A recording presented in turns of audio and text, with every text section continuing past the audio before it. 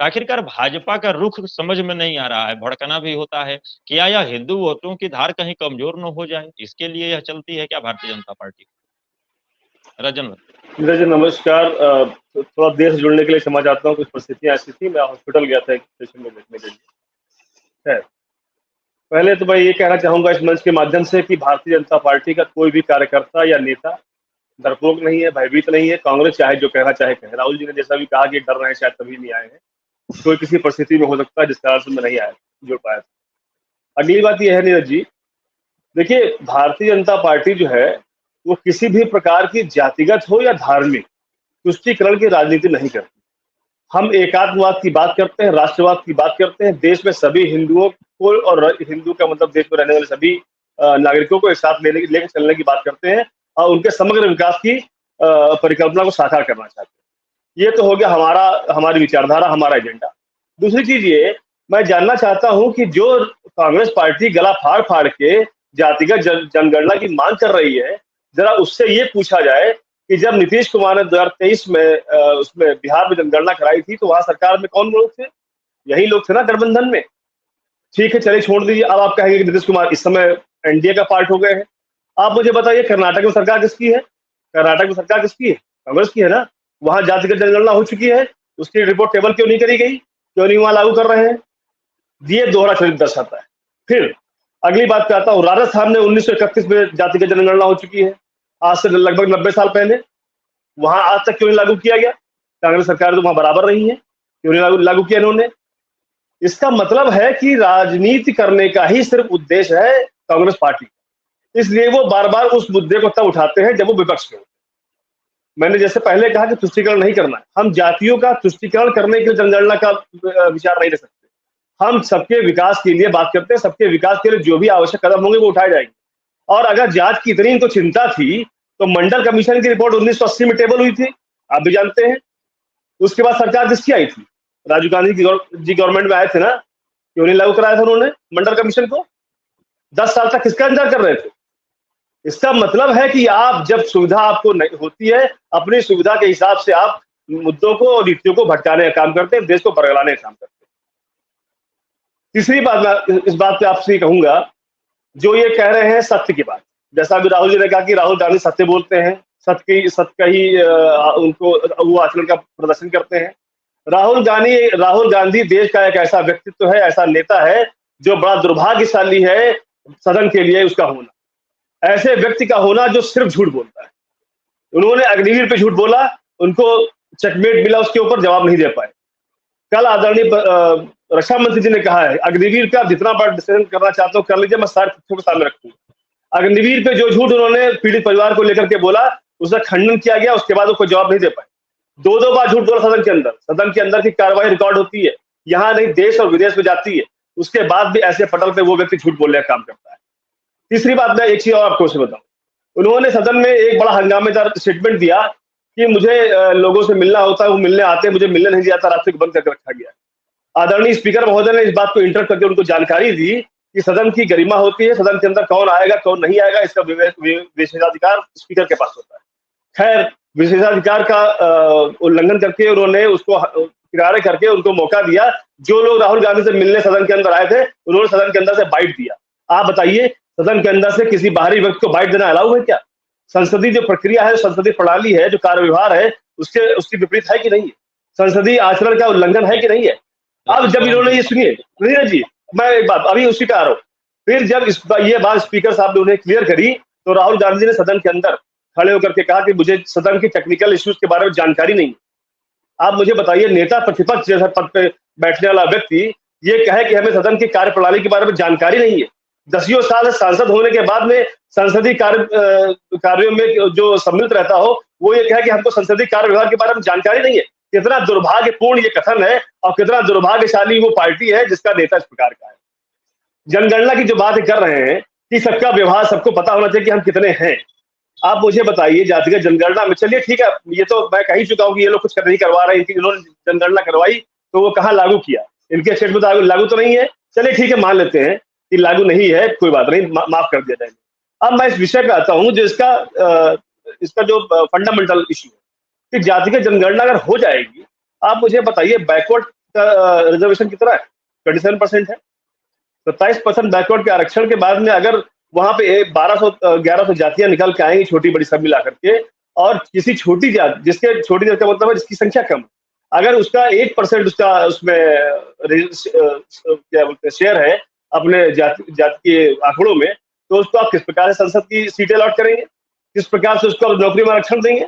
और अगर पहली बात तो ये प्रैक्टिकल नहीं है, दूसरी बात अगर इसको कोई भी सरकार, मैं सिर्फ कांग्रेस की बात और भाजपा की बात नहीं कर रहा हूं, मैं पूरे देश की बात कर रहा हूं, अगर कोई भी सरकार इसको लागू करने का प्रयास करे, उसका इनिशिएटिव ले, कौन इस बात की गारंटी लेगा कि जब 1000 संख्या वाली जात को आरक्षण दिया जाएगा तो उसी की बैकवर्ड कम्युनिटी की जो बहुसंख्यक जातियां हैं वो उस पर आपराधिक कृत्य नहीं करेंगी, वो दंगा नहीं करेगी, वो मारकाट नहीं मचा देंगी? मंडल कमीशन के दौरान किस प्रकार की देश में आगजनी हुई थी, बवाल हुआ था, सबने देखा है। जुमलों के बादशाहों की टीम के मेंबर, जुमलों के बादशाहों के पार्टी के सदस्य हमें सिखा रहे हैं कि झूठ मत बोलो। रंजन पांडे जी, जिस दिन झूठ बोलना राहुल गांधी को आ जाएगा ना, आप सत्ता में 5 दिन भी नहीं रह पाएंगे, क्योंकि हमारे नेता को झूठ बोलना आता ही नहीं है।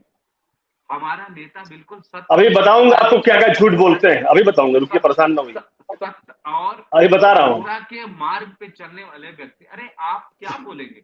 आपके पास जवाब नहीं है रंजन पांडे जी। जवाब मैं दूंगा, जवाब आपसे पूछूंगा राहुल जी, अभी जवाब देंगे आपके झूठ, आप इस बात का कि राहुल झूठ बोलते हैं कि नहीं बोलते हैं, फिर आपसे पूछूंगा कि बताओ इसमें सच्चाई क्या है, बताऊं? राहुल बताता हूँ।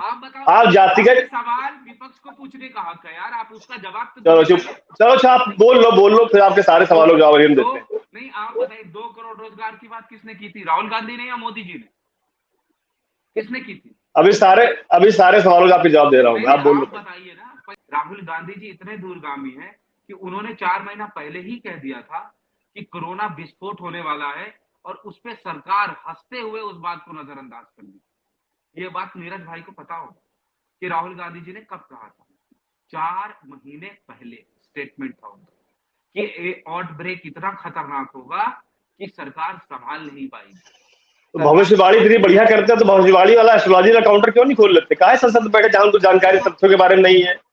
संसदीय करने की क्या जरूरत है भाई? नहीं, आप ठीक बोल रहे हैं, आपकी गलती नहीं है। मोदी जी इतना अच्छा फेंकते हैं कि उनको नीरज चोपड़ा, इतना बढ़िया प्रेडिक्शन उनका है, 4 महीने पहले वो देख लेते हैं, दूरदर्शी है, तो उनसे कहिए कंसल्टेंसी खोले, वहां अपने नेताओं को बताएं कि भैया अगली बार सांसद बनोगे कि नहीं बनोगे, सरकार आएगी कि नहीं आएगी, उसकी फीस चार्ज करें, देश की सेवा करें। एक सेकंड रंजन पाटिल जी, बीच में आपके मैं बोलूंगा, आप ही के पास आऊंगा रंजन भाई, आप ही के पास आऊंगा, फिर मैं चलूंगा रमाकांत जी के पास, बोलिए, फिर आपको मजा नहीं आएगा। बोलिए राहुल जी, बोलिए। सवाल पूछ लीजिए, ये छात्र राजनीति से यहाँ तक पहुंचे, आज तक के इतिहास में कभी जाति आधारित अगर जनगणना हो ही जाती है और सरकार इस पे परमिशन दे ही देती है, तो इसमें क्या गलत है भाई? विपक्ष डिमांड कर ही रहा है, सबकी अपनी अपनी पहचान भी मिल जाएगी, ओबीसी, जनरल और SC ST की कैटेगरी से तो बाहर निकलेगा नहीं, वो ऐसे भी चल रहा है, वैसे भी चले एक बार।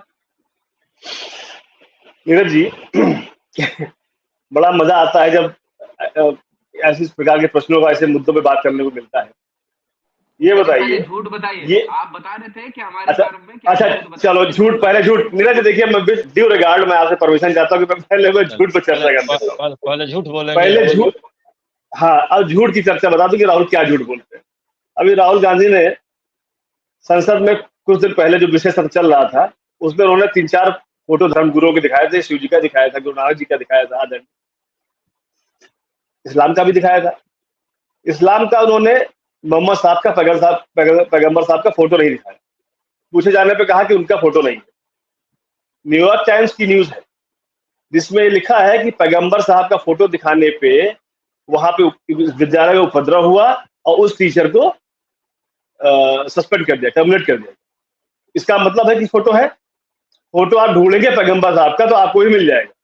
सब जानते हैं, सबके पास है, यूट्यूब पे बहुत फोटो पड़े हुए हैं और विकिपीडिया में बहुत से फोटो पड़े हैं, पैगंबर साहब के मिल जाएंगे, भले एनिमेटेड भी है। दूसरा झूठ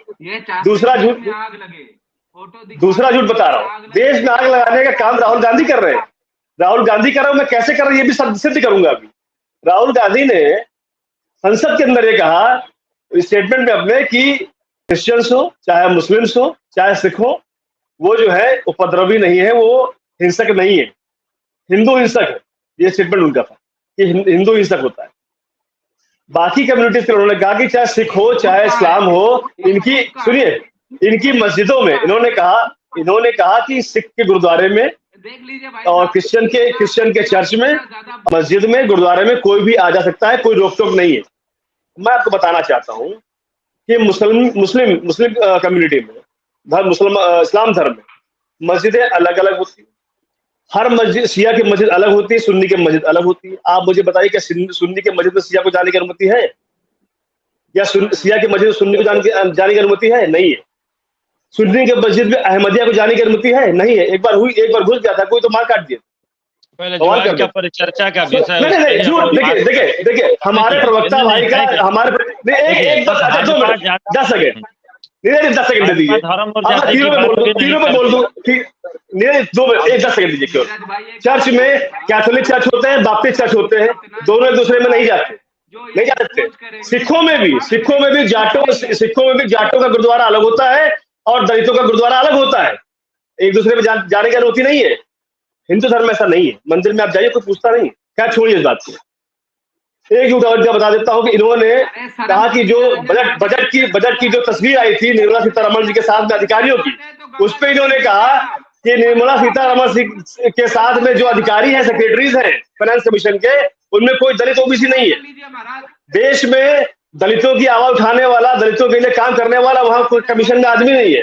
इनको ये मालूम होना चाहिए कि सुप्रीम कोर्ट ने 1992 में कहा था कि ऑल इंडिया टाइप सर्विसेज में SC ST ओबीसी को आरक्षण मिलना चाहिए। सर्विसेज में 1992 में कहा था, सरकार किसकी थी? कांग्रेस की। लेकिन उस आदेश को लागू किया गया 1995 में। 1995 में लागू किया गया, तो उसके बाद ही आरक्षण की व्यवस्था IAS के कैडर में या ऑल इंडिया सर्विसेज के कैडर में लागू हुई। अब जो सेक्रेटरी लेवल की जो सर्विसेज है दिल्ली में, सेक्रेटरी के जो पद है, उसका जो कट ऑफ है वो 92 है। यानी सेक्रेटरी जो फाइनेंस कमिश्नर के होंगे, होम मिनिस्ट्री के होंगे, किसी भी मंत्रालय के होंगे, वो 1992 के पहले के लोग होंगे। 1992 के पहले के लोग होंगे, तो कहां से आ जाएंगे? ये झूठ देखिए, ये झूठ सदन में बोल रहे हैं। वो कितना बड़ा झूठा व्यक्ति वो है जो सदन के अंदर झूठ बोलता है। अब जनगणना पे आ रहा हूँ, जनगणना पे आ रहा हूँ, रमाकांत जी के पास चलना है मुझे। जनगणना पे अब जनगणना पे सुन लीजिए।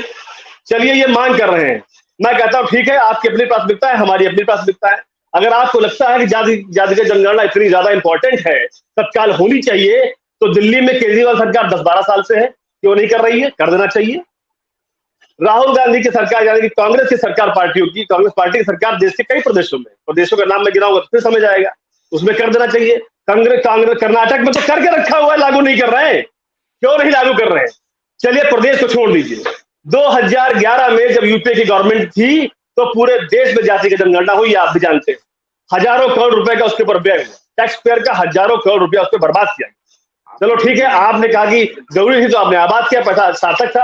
अगर पैसा सार्थक था, खर्च किया गया, तो वो 2011 की जाति की जनगणना आपने क्यों नहीं लागू करी?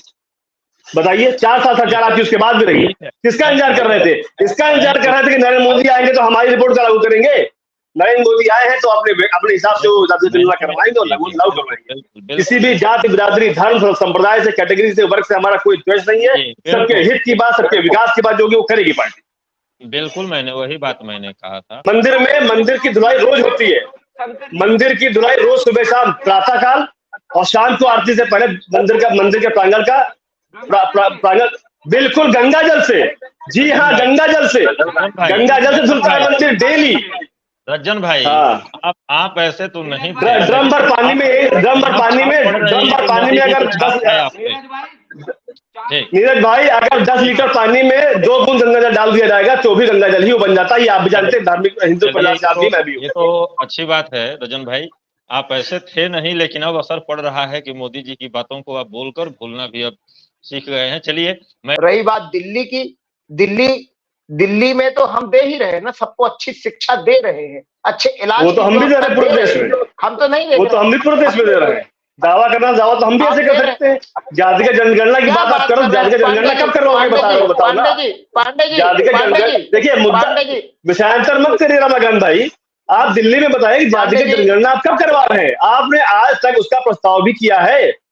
दिल्ली में आपने शुरुआत भी करी है, इनिशिएटिव लिया है, ये बताइए ना, जिस विषय पर चर्चा के लिए बैठे हैं उस पर डालिए, उस पर जब प्रकाश डालिए, उस पर देखिए, जनता सुने, नीरज जी की जनता सुने, उस पर व्यूअर्स देखे कि दिल्ली में वो तो चले गए जाति का दंगल करवाने राजस्थान में, राहुल भाई अपने कर्नाटक में रिपोर्ट लागू करवाने के लिए 1931 में नीरज भाई जब चलो बोलिए रमाकांत जी बोलिए, चलिए समाचार बोलिए। देखिए बहुत रजन भाई 30 सेकंड में अपनी बातों को कंप्लीट करेंगे, समय ज्यादा हो चुका है। मेरे भाई मैं पूरे शो में मैंने देखा कि आज जो है एक अलग तरह की चर्चा हो रही, सब लोग जो है शायरी और शेर पे ज्यादा ध्यान दे रहे हैं, तो इसी पे एक लाइन मैं भी बोल देता हूँ। राहुल जी भी 2-3 छोड़ के गए, रमाकांत जी ने भी कही, तो मैं भी बोल देता हूँ कि एक बात ये कही जाती, आता ना जाता चुनाव से नहीं छाता। तो जब प्रवक्ताओं को, पार्टी के नेताओं को, पार्टी के शीर्ष नेतृत्व को कुछ आता नहीं है तो इस प्रकार की बातें करते हैं। अब आप मुझे बताओ, दिल्ली में जो अच्छा हो गया वो केजरीवाल का कंट्रीब्यूशन है, जो गड़बड़ हो गया वो केंद्र सरकार ने रोक रखा है। दिल्ली में मोहल्ला क्लिनिक अच्छे चल रहे हैं, दिल्ली में स्वास्थ्य व्यवस्था अच्छी चल रही है, दिल्ली में शिक्षा व्यवस्था अच्छी चल रही है, जो कि केजरीवाल सरकार का दावा है। यह व्यवस्था अच्छी चल रही है तो इसमें केंद्र सरकार ने नहीं रोका इनको। जहां गड़बड़ हो जाएगा वहां इनको केंद्र सरकार रोक रही है। तो क्या केंद्र सरकार वो व्यवस्था नहीं रोक सकती थी जिसका आप दम भरते हैं कि हमने बढ़िया कर दिया? केंद्र सरकार उसको भी रोक सकती थी अगर रोकना चाहती, अगर आप ऐसा कहते हैं कि वो रोक सकती है, लेकिन ऐसी कोई मंशा नहीं है। हमारे लिए देश का हर नागरिक बराबर है। अब जाति का जनगणना पर चूंकि विषय था आज का, तो मैं फिर से पूछना चाहता हूँ, जो चले गए उनसे भी पूछना चाह रहा हूँ, अगर कर्नाटक जा रहे हो तो वहां लागू करवा दे भैया। रमाकांत जी से भी कहूंगा कि अपने नेतृत्व को कहिए कि आप अपने स्टेट में लागू करवा लीजिए। देखिए है क्या, कांग्रेस से कहिए कि कर्नाटक में जहां बनी रखी वहां लागू करवा दे। नीरज जी 2000 नीरज जी एक लाइन बोल दूं, 1931 में आखिरी बार जाति की जनगणना हुई, आप भी जानते हैं। 1947 में देश आजाद हुआ, फिर भारत में सरकार बनी। उसके बाद 50 साल तक सरकारें किसकी थी? एक अपवाद जनसंघ की सरकार को आप छोड़ दिए तो सरकार कांग्रेस की थी परमानेंट बराबर। हर साल, हर 10-11 साल में देश की जनगणना होती रही। जब हर 10 साल में जनगणना हो रही थी तो जाति का जनगणना इनकी किसी सरकार ने क्यों नहीं करा? इसका जवाब मुझे दे दे। हम कल मोदी जी से कहेंगे भैया देश में करवा दो, बहुत परेशान है। नहीं, बिल्कुल आपने आ गया था 11 में देश में अंदर जनगणना हुई, अब तक आपने नॉर्मल जनगणना क्यों नहीं कराया, ये बता दीजिए अब देश की जनता को। नॉर्मल जनगणना नीरज जी 2020 में कोविड था, 2021 में भी कोविड के आफ्टर इफेक्ट्स थे, इसलिए वो जनगणना चल गई, वो चली है, कैंसिल नहीं है। अभी एक साल के, इसी एक साल के भीतर होगी, इसी एक साल के 2024 से 2025 के बीच में जनगणना होगी। और एक बात और इसमें ऐड कर दूं, जिस धर्मनिरपेक्षता की बात रमाकांत जी कर रहे थे कि हमारे प्रेम्बल में ये चीज है, संविधान की मूल भावना में, मैं आपको बताना चाहता हूँ कि ये संविधान की मूल भावना नहीं है। ये 3-4 जो शब्द जोड़े गए हैं, ये अमेंडमेंट के द्वारा इंदिरा गांधी सरकार ने इमरजेंसी के दौरान जोड़े थे 76 में, जब इमरजेंसी के दौरान विपक्ष के सभी नेता जेल के अंदर थे, संसद के अंदर आवाज उठाने वाला कोई नहीं था, तब उन्होंने शब्द जोड़े थे। तो ये संविधान की मूल भावना नहीं है, मूल भावना कुछ और थी नेहरू जी के समय की, उस पर काम वो करती रही सरकारें, उस पर हम भी कर रहे हैं। देखिए यह चीजें हैं, आप लोग उदाहरण तो बहुत बढ़िया दे देते हैं कि पीछे की सरकारें करी है, पीछे की सरकारें हैं जो आपस की अपनी सरकार है, इसके बारे में जी जनगणना कराने का पूरा कार्य होता है केंद्र की सरकार का ही होता है। लेकिन बिहार में और कर्नाटक की जो चीजें रह रही नहीं, जाति का जनगणना दलों ने कराई ना नीरज जी, प्रदेश में कराई इन लोगों की सरकार, इसलिए मैं बोल रहा हूँ। आपने कराई है तो हमारी पार्टी तो नहीं कराई कहीं पे, मध्य प्रदेश में तो नहीं कराया गया, गुजरात में नहीं कराया गया, महाराष्ट्र में नहीं कराया गया, कांग्रेस करवा रही है तो वो करे ना। एनआरसी पे चूंकि आपने भी ये कहा कि उसको ठंडे बस्ते में डाल दिया, मैं आज आपके सामने इस पटल पे, इस मंच पे बोलना चाहता हूँ जिम्मेदारी के साथ में, एनआरसी की रिपोर्ट को, उसकी फाइंडिंग्स को ठंडे बस्ते में नहीं डाला गया है, उसको सही सुचारू रूप से लागू किया जाएगा। देश के सामने वो चीज व्यवस्था में आएगी, या आप देखिए भारतीय जनता पार्टी की सरकार रहेगी तो लागू रहने दीजिए यूनिफॉर्म सिविल कोड के साथ वो भी लागू होगा पूरे देश में। अब चलिए, आज की परिचर्चा में शामिल होने के लिए आप सभी मेहमानों का बहुत बहुत धन्यवाद। फिर मिलते हैं नए समय नए विषय के साथ। धन्यवाद।